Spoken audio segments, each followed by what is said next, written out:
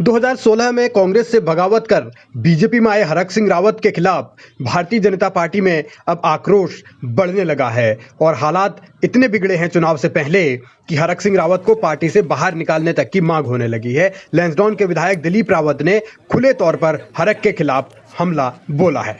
Bharatiya Janata party में अगर कोई अपने परिवार के लिए टिकट मांगता है तो निश्चित रूप से ये बहुत बड़ी अनुशासनहीनता है और हमारी रीति और नीति के खिलाफ है।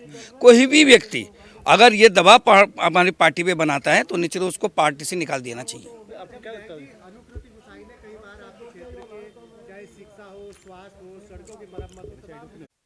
दिलीप रावत ने भले ही खुलकर नाम न लिया हो, लेकिन उनका सीधा इशारा और निशाना हरक सिंह रावत पर ही है। कैबिनेट मंत्री हरक सिंह रावत दरअसल कोटद्वार से विधायक हैं, लेकिन ये माना जा रहा है कि वो 2022 के चुनाव में अपनी बहू अनुकृति के लिए लैंसडौन सीट से टिकट मांग रहे हैं। उसके लिए वो अनुकृति की समाज सेवा का हवाला भी दे रहे हैं। इसी बात से दिलीप सिंह रावत घबराए हुए हैं, सहमे हुए हैं और वो सीधे सीधे अब हमले तेज कर रहे हैं। किसी से बातचीत नहीं हुई। मैं एक तो पुरुषार्थ पे ज़्यादा विश्वास करता हूँ और जो पुरुषार्थ करता है, और मैं समझता हूँ कि मेरी जनता इस समय मेरे सामने कांग्रेस का कहीं भी कोई भी उम्मीदवार टक्कर में नहीं है, कोई भी उम्मीदवार।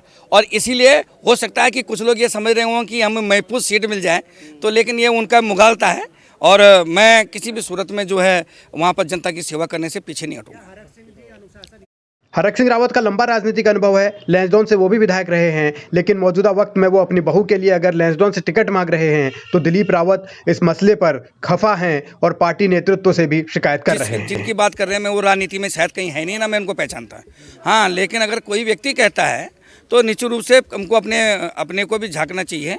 और राजनीति में ये समझो कि कोई भी व्यक्ति जो है चुनाव लड़ने के लिए राजनीति करता है और उसकी जो चरम सीमा है वो चुनाव है।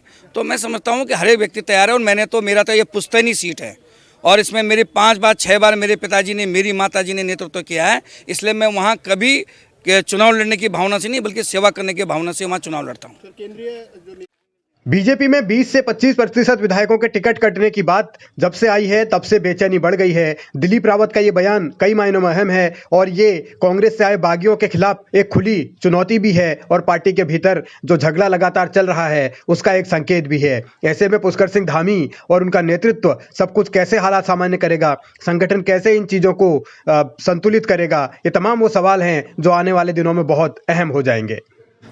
बट मैं व्यक्तिगत किसी से नहीं कर रहा हूँ, लेकिन कोई भी व्यक्ति, चाहे उसमें मैं ही हूँ, अगर मैं किसी अपने परिवार के लिए दबाव बनाता हूँ तो ये पार्टी की रीति और नीति के खिलाफ है और ये पार्टी में अनुशासनहीनता है और पार्टी को किसी भी दबाव में नहीं आना चाहिए।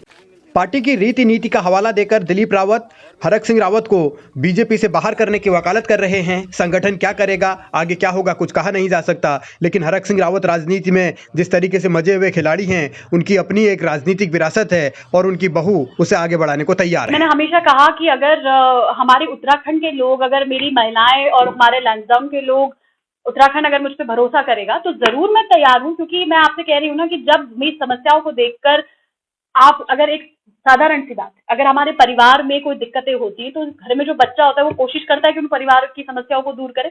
अगर उसको मौका मिलता है तो अपनी आर्थिक मजबूती को ठीक करने में काम करता है, उसको मौका मिलता है अपने परिवार को वो वेलबींग के लिए काम करता है। तो अगर मुझे ऐसा भरोसा मेरे पे उत्तराखंड के लोग करेंगे तो जरूर मैं कोशिश करूंगी कि अपना बेस्ट देकर उत्तराखंड को मैं एक बेहतर सिचुएशन में